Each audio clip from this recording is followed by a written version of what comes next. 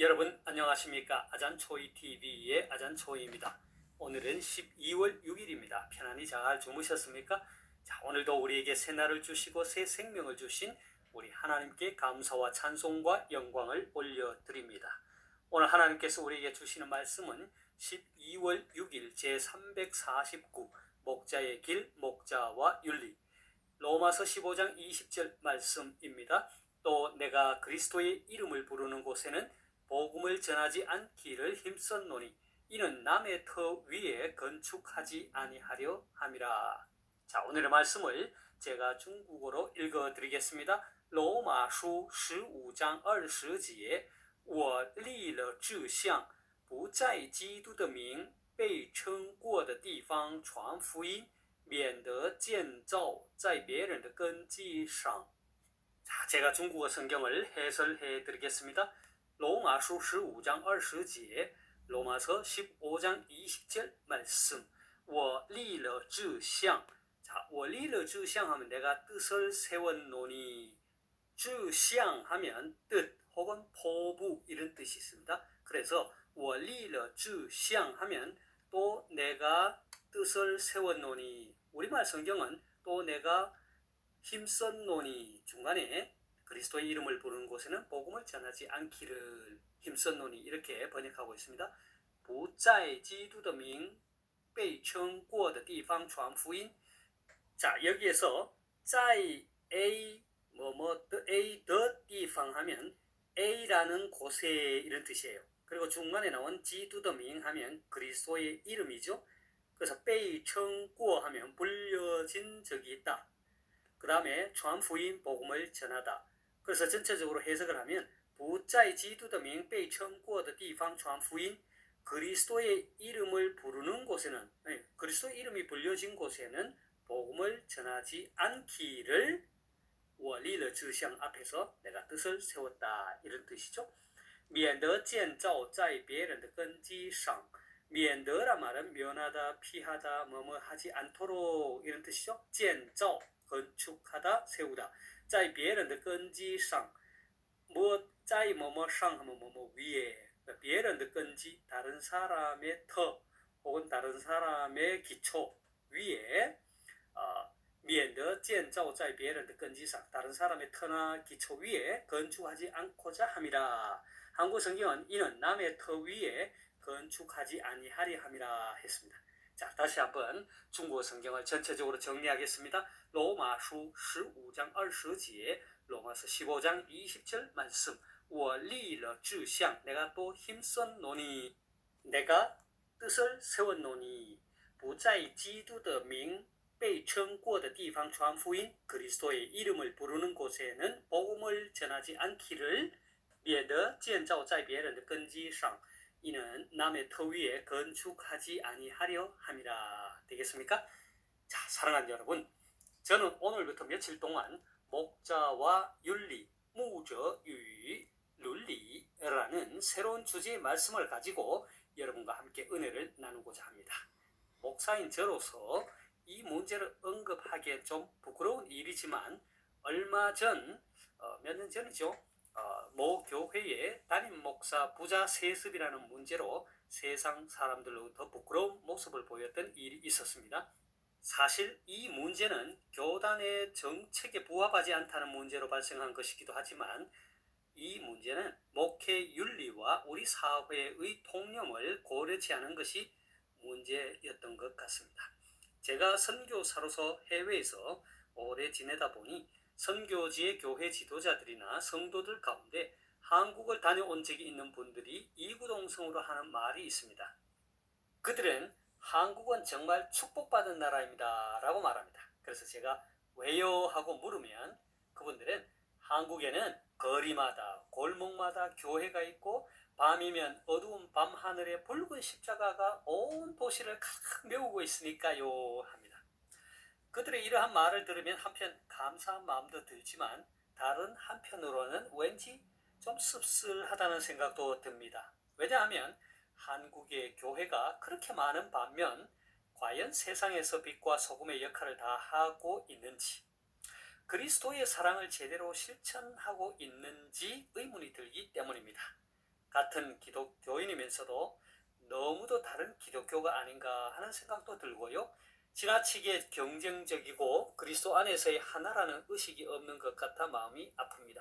한 상가 건물 안에 층을 달리하며 서로 다른 교회들이 여럿 있는 것을 보면 이를 잘 대변해 주는 것 같습니다. 그렇게 해서라도 한 영혼, 한 생명이라도 구원하고자 한다면 어찌 막을 수 있겠습니까? 자, 그런데 같은 교단의 교회가 지척에 두고 나란히 세워질 수는 없지요. 적어도 제가 속한 교단, 장로교 통합 측에서는 교회를 개척할 때 기존에 세워진 교회로부터 일정한 거리를 두고 세워야 한다는 정책이 있기 때문입니다. 이것은 우리 교단의 정책이지만 사실 정책이기 전에 목회자의 윤리 문제가 아닌가 생각합니다. 오늘의 말씀은 사도 바울이 복음을 전하는 데 있어서 그가 가졌던 하나의 원리, 원칙이 있었다는 것을 보여줍니다. 사도 바울은 그리스도를 만나기 전에는 교회를 핍박했던 유대주의자였습니다. 하지만 그는 그리스도의 도를 따르는 사람들, 곧 교회를 핍박하기 위해 다메섹으로 가던 도중 그가 핍박했던 예수 그리스도를 만나게 됩니다. 그리고 사명을 받고 완전히 거듭난 새로운 삶을 살게 되지요. 사도행전 9장 3절에서 6절까지의 말씀을 함께 보겠습니다. 사울이 길을 가다가 다메섹에 가까이 이르더니 호련히 하늘로부터 빛이 그를 둘러 비추는지라 땅에 엎드러져 들으며 소리가 있어 이르시되 사울아 사울아 내가 어찌하여 나를 박해하느냐 하시거늘 대답하되 주여 누구시니까 이르시되 나는 내가 박해하는 예수라 너는 일어나 시내로 들어가라 내가 행할 것을 내게 이를 자가 있느니라 하시니. 자, 예수 그리스도를 만난 사울은 하나님께서 보내신 아나니아를 통해 자신이 다메섹 도상에서 만난 분이 자신이 핍박하는 예수님이시고 그분께서 이제 자신에게 사명을 주셨다는 것을 알게 되었습니다. 사도행전 9장 15절을 함께 보겠습니다. 주께서 이르시되 가라 이 사람은 내 이름을 이방인과 임금들과 이스라엘 자손들에게 전하기 위하여 택한 나의 그릇이라. 자, 예수 그리스도를 만나고 사명을 받은 후 바울은 이방인 선교를 위하여 생을 바쳤습니다. 오늘의 말씀 앞부분에 있는 로마서 15장 16절에서도 바울은 자신이 무엇을 위해 예수 그리스도의 부름을 받았는지를 분명하게 알고 있었습니다. 16절을 함께 보겠습니다.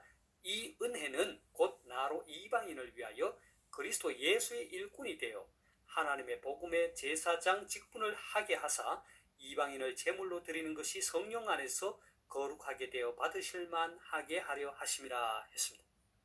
자, 이방인을 위하여 그리스도 예수의 일꾼이 된 사도 바울은 자신이 무엇을 위해 부름을 받았는지를 분명하게 알았을 뿐만 아니라 그 복음 전파의 사명을 어떻게 실천해야 하는지도 알고 있었습니다.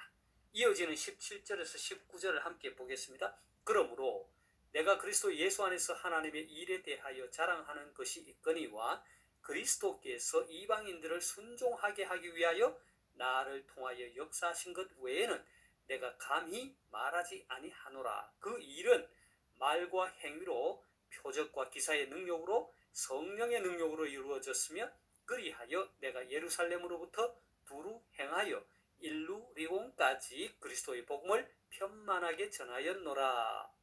자, 여기서 사도 바울은 복음을 전하기 위해 두루 행했다고 했습니다. 그는 그리스도의 복음을 편만하게 전하였습니다. 이것은 예수님께서 이 땅에서 행하신 방법이기도 하지요. 그러면서도 그는 복음 전파에 있어서 한 가지 자신 나름대로의 원칙이 있었습니다. 그것이 바로 오늘의 말씀에 잘 나타나고 있는 것입니다. 20절을 함께 보겠습니다. 또 내가 그리스도의 이름을 부르는 곳에는 복음을 전하지 않기를 힘썼노니 이는 남의 터 위에 건축하지 아니하려 함이라 했습니다. 이 구절은 바울의 복음 전파 사역이 늘 미개척지였다는 것을 암시해 줍니다. 왜냐하면 바울은 땅끝까지 이르러 복음을 전하라는 주님의 말씀을 알고 있었을 것이므로 당시 인식되던 땅끝의 개념인 지중해 세계를 전도하려면 그렇게 한 곳에 오래 머무를 시간적 여유가 없었기 때문입니다. 따라서 다른 사람에 의해 이미 복음이 전파된 곳이라면 그곳에서 더 지체할 필요가 없다고 생각했을 것입니다. 이것은 바울이 이방 선교에 대해 책임을 진 이방인의 사도라는 자기 의식에 투철했음을 알 수 있습니다. 결국 그리스도의 이름을 부르는 곳에는 복음을 전하지 않겠다는 것이나 남의 터 위에 건축하지 않겠다는 바울의 이 원칙은 아직까지 복음을 들어보지 못한 사람들, 그리고 주님의 몸인 교회가 세워지지 않은 더 넓은 지역에 복음을 전파하려는 바울 자신의 선교관이고 목회 윤리라 할 수 있습니다. 바울이 로마로 가서 거기서 머물지 않고 다시 또 서바나로 가려는 이유도 서바나는 미개척 지역이었기 때문입니다. 사랑하는 여러분, 바울의 이러한 선교관과 목회 윤리는 국내에서는 물론 선교 현장에도 동일하게 적용됩니다. 한국 교회의 선교에 있어서 늘 제기되는 문제가 있다면 그것은 선교 인력의 중복 배치, 선교 자원의 중복 투자 등의 문제입니다. 이러한 문제는 교단과 교단, 선교단체와 선교단체 등의 상호 협력을 통해 풀어가야 할 문제이기도 합니다. 중요한 것은 우리 사역자들이 바울의 선교관과 목회 윤리와 같이 복음을 아직 들어보지 못한 사람들이 있는 넓은 미개척지로 향하고자 하는 선교관, 불신자 전도에 힘쓰는 전도관이 있어야 할 것입니다. 내 교회의 부흥을 위해서라면 이웃 교회 성도를 빼오는, 우리는 이것을 흔히 양을 훔친다고 하죠. 이런 일은 있어서는 안 될 것입니다. 자, 오늘의 말씀을 제가 다시 한번 읽고 마치도록 하겠습니다. 로마서 15장 20절 말씀. 또 내가 그리스도의 이름을 부르는 곳에는 복음을 전하지 않기를 힘썼노니 이는 남의 터 위에 건축하지 아니하려 함이라.